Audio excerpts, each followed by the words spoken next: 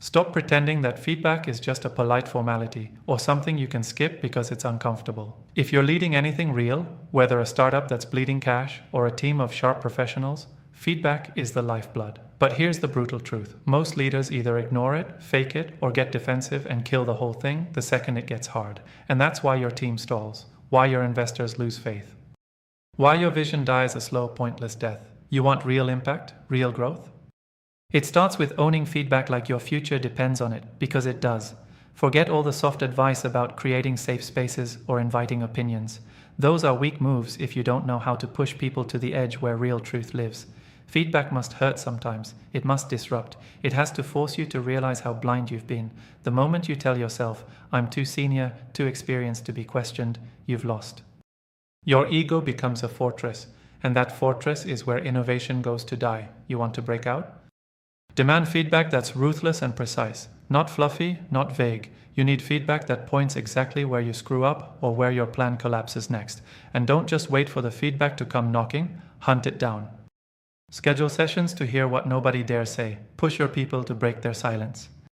That discomfort, that's the cost of turning blind spots into strengths. And when you get the feedback, even if it crushes your pride, even if it rewrites what you thought you knew, don't defend your ideas. Don't justify your past decisions. Start with a simple mindset. Improve or die. Rework, reshape, fail fast, learn faster. Here's the kicker that most leaders miss. Feedback isn't about your comfort. It's about evolution.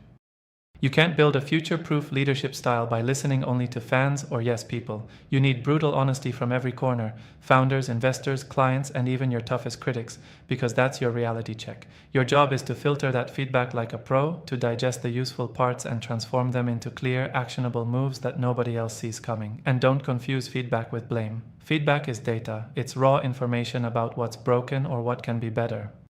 If you treat it like an attack, you'll shut down your entire system.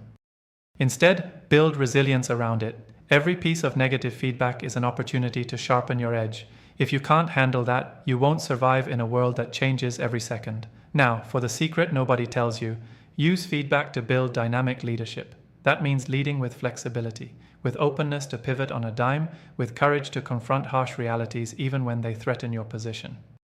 Static leaders get crushed. Dynamic leaders move fast because they listen faster.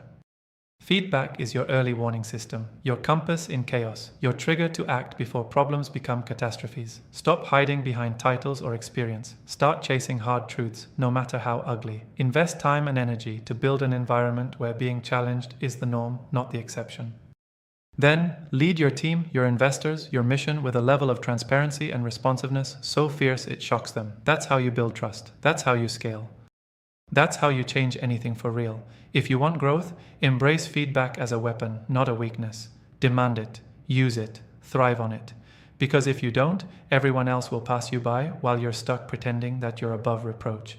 And that's the biggest leadership failure of all. Subscribe to our YouTube channel and check the featured link to learn more.